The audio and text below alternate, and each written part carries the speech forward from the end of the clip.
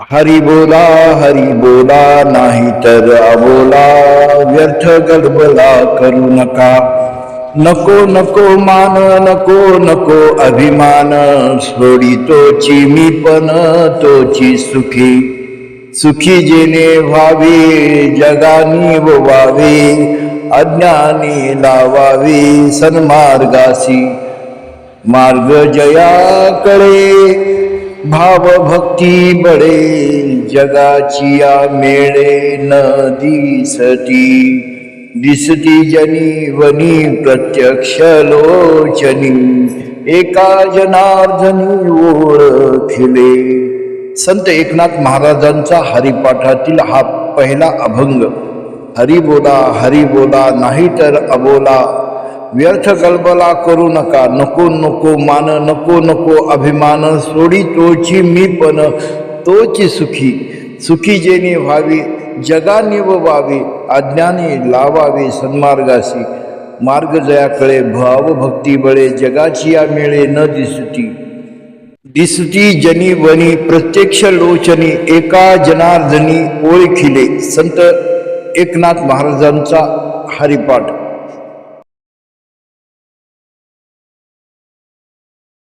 हरिनामाचा घोष करा. महाराज म्हणतात, मुखाने सतत हरी हरी म्हणा, अन्यथा मौन पाळा.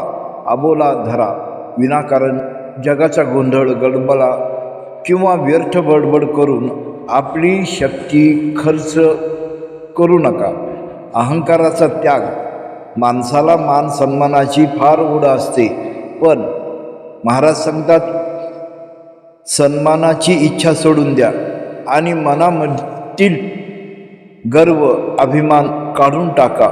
जो आपल्यातील मीपणा अहंकार सोडतो तोच खरा सुखी होतो. लोककल्याण हेच सुख. खरे सुख कशात आहे?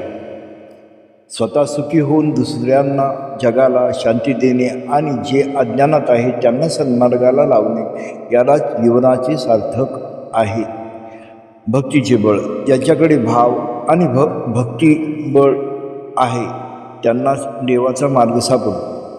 असे भक्त जगाच्या गर्दीत राहूनही स्वतःचे वेगळेपण जपत नाहीत. ते ईश्वराशी एकरूप असतात. सगळीकडे ईश्वर दर्शन.